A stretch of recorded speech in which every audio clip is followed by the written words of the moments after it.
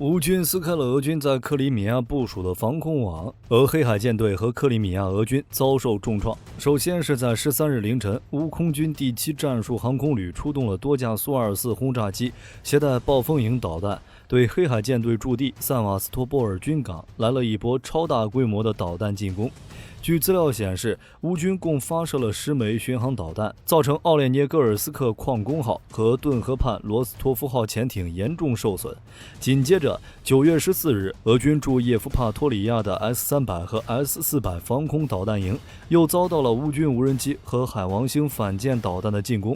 摧毁了总值约12亿美元的俄罗斯防空系统。而稍早一些时候，乌军还首次摧毁了俄军部署在克里米亚半岛塔尔汉库特角奥列涅夫卡村附近的俄军 S-400防空系统。由此可见，俄军对克里米亚西部的掌控正在逐步减弱。乌军是如何多次成功打击克里米亚俄军的呢？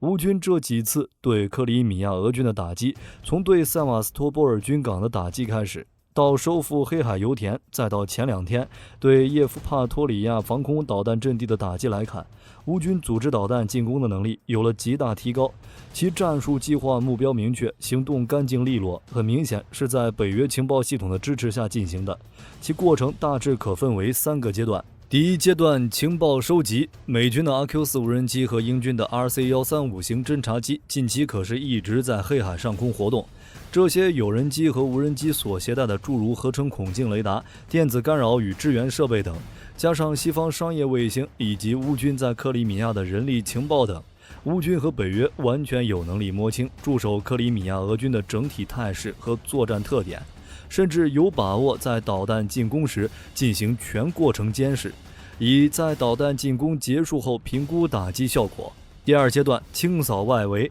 拔掉俄军的眼睛。在此阶段的作战中，乌军 GUR 和海军特战队在9月10日和11日顶着俄军苏30的轰炸，成功夺回了包括博伊科塔在内的一系列黑海油田，拔掉了俄军部署在这里的对空对海预警雷达。至此，俄军就无法前出监控敖德萨方向的乌军活动。乌军的无人机、无人艇等武器可以通过这几座钻井平台，更轻松、更隐蔽地向克里米亚半岛的俄军基地发动猛烈的打击。而事实也确实如此。来到了第3阶段，机群的饱和打击，乌军在9月13日和14日实施了2轮导弹进攻。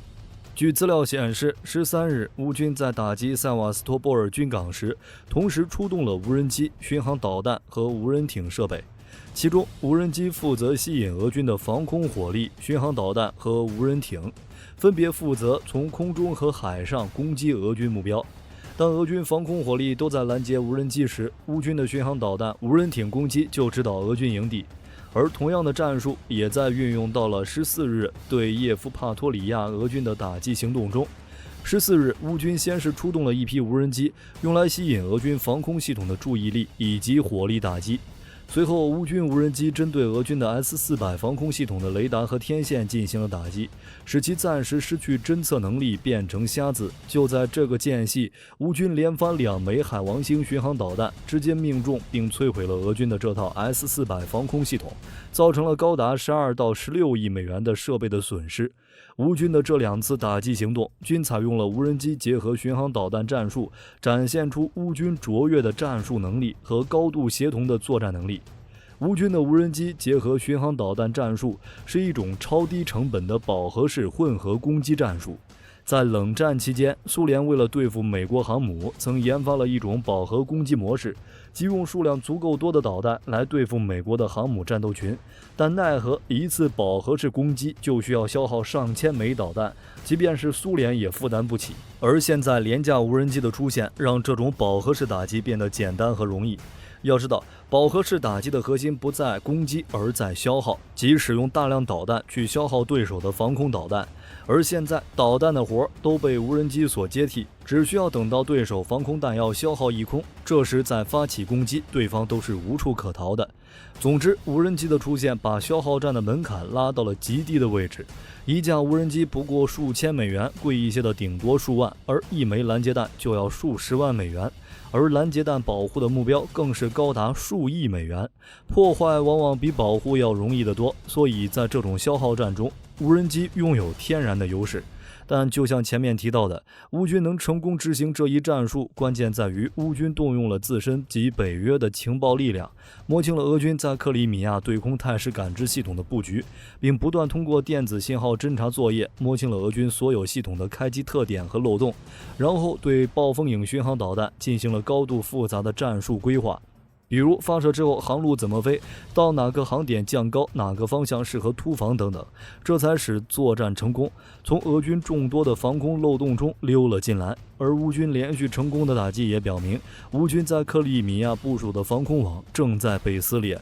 同时，乌军海王星的频繁出击也暗示着乌克兰很可能已经恢复了导弹生产线，乌克兰将不再完全依赖北约援助的暴风影和斯卡普 E-G 巡航导弹，对俄军的打击将变得更加主动。海王星此前作为反舰导弹击沉了莫斯科号，现在俄黑海舰队没有了大型水面舰艇，又作为巡航导弹撕开了克里米亚俄军的防空网。果然不愧是乌军战果最大的一款武器，它对俄罗斯造成的损失比北约军援的武器都要大。而从以上乌军的作战方式来看，乌军正在逐步调整进攻策略，可能是发现在陆地上进攻相对比较苦难，若是强攻俄军多道防线，伤亡太大，所以才另辟蹊径，从空中和海上下手，一步步打掉俄军的防空系统，然后对俄军的关键目标发起进一步的空袭和海上袭击。就目前而言，乌军对克里米亚的打击，俄军是拦不住的。首先就情报这块，俄军就无法破坏乌军的 ISR Elite 作业布施，因为乌军获取的情报都是通过北约的电子侦察卫星和侦察机获取的，而北约侦察机可以毫无压力地抵近克里米亚侦察，俄军不可能把这些侦察机给击落，甚至连驱离都无法做到，不然北约就有理由正面同俄罗斯硬刚了。其次是综合预警防空方面，有了强大情报信息的支持后，乌军只需制定详细计划，就能轻易打击克里米亚俄军的高价值目标，同时也反映出俄军在克里米亚缺乏有效的防御纵深。比如此次遭到袭击的塞瓦斯托波尔军港和叶夫托帕里亚的俄防空阵地，几乎全部都部署在海岸边上。考虑到海平面的通视距离，乌军发射的暴风影和海王星导弹，若是以4到6米的高度进行低空突防，即使不考虑这些导弹的隐身性能，部署在海边的雷达系统要发现这些目标，截获距离可能也就几十公里。对乌军的导弹而言，仅只需2-3分钟就飞到跟前，俄军防空系统根本来不及反应。3分钟完成整套防空操作很难吗？想要在3分钟内完成一系列截获锁定程序并发射导弹进行拦截，其难度比较大，并且乌军通过北约情报系统知道了俄军远程取悦防空系统雷达的情况，如什么时候关机，什么时候检修，防御范围有多大等等。乌军只需针对性发起进攻，那克里米亚俄军的防空雷达在3分钟之内完成开机预热恐怕都不够，更不用说完成截获锁定发射导弹这一系列程序了。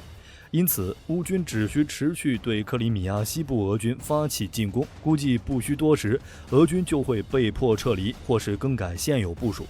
当然，也有一些人认为，俄军可以从全国各地调过来大量的防空系统，但是火力军觉得这依旧无济于事，因为俄军的这些防空系统主要用于打击战斗机和轰炸机等大型目标，在面对乌军无人机时，应付得非常吃力，一不留神就会被乌军全部端掉。那要是发起反击，将预警系统前置部署来抵御乌军进攻呢？比如敖德萨附近的蛇岛就是一个很好用的前哨阵地，如果能部署一部全高度雷达的话，那俄军就能监视整个敖德萨海岸乌军的航空兵活动，或者俄军也可以使用雷达哨舰前出到黑海西部海域，对敖德萨海岸进行监视。但问题是，蛇岛俄军根本把持不住呀。乌军的海马斯火炮随时都能打击上面的俄军侦察系统，基本上俄军级设备只要上岛就活不过3天。雷达哨舰也一样，目前俄黑海舰队属于半残废状态，本身的区域防空能力就受到质疑。俄军只要敢把雷达哨舰前置，恐怕第一时间就会迎来乌军反舰导弹的打击。总之，现在的黑海上，俄军是很难前出一个态势感知单元，只能把态势感知单元收缩到克里米亚西部。但将态势感知单元回收，本身就极度不利于要地防空作战的开展。但又回到了刚才说的，预警时间不够，雷达刚开机，导弹就飞到跟前的情况，从而陷入一个死循环。那接下来，乌军会继续远程打击克里米亚俄军吗？答案是肯定的，乌军大概率是要逼迫俄军整体东撤，并试图收复克里米亚西部地区。要地防空的要义是什么？是掩护战略要地，或者对集团军级的战役地伏实施全空域掩护。如果乌军能迫使俄军将防空系统整体东撤，虽然打击俄军的防空系统或者军舰的难度会提高，但也是把克里米亚西部全部丢给了乌军。而黑海舰队也将失去唯一可维修的地点。若是再搞一搞两栖登陆，拿下克里米亚西部，乌军还能以此为跳板，打击俄领土目标。比如，乌军可以从黑海上空抵近新罗西斯克，飞行距离也就600多公里，对于乌军现有机型来说，并不是完全做不到。而如果不东撤，继续留守克里米亚西部，那俄军是没有足够防空纵深的。乌军可以将此地当成新的消耗地点，随时发起新一轮导弹进攻。而且，乌军重点打击俄军防空系统还有一个好处，就是等 F-16到了之后，这种导弹进攻就会变得更加频繁，造成的伤害也就更大。不过，与 F-16军援相比，更能快速增加乌军战力的武器，应该是目前考虑中的 ATACMS 导弹。乌军后勤战屡建奇功，无疑是增加了北约援助的理由。美国 ATACMS 导弹可用于远程打击敌方军事基础设施、防空系统、坦克和其他地面装备等目标。该导弹的高精度和远程射程，使其成为一种有效的战术打击手段，具有强大的打击力量和作战优势。若是能成功援助 ATACMS， 或许会和海马斯一样，到了乌克兰当天就能攻击俄军阵地。总之，乌军队利用无人机结合巡航导弹的战术，成功撕开了克里米亚俄军防空网。今后对克里米亚俄军的打击恐怕还会持续很长一段时间，而黑海舰队也将遭受重创，甚至不复存在。好了，关于乌军撕开克里米亚俄军防空网，今后战事走向会如何？大家还有什么要补充的吗？欢迎在评论区留言。我是火力军，下期再见。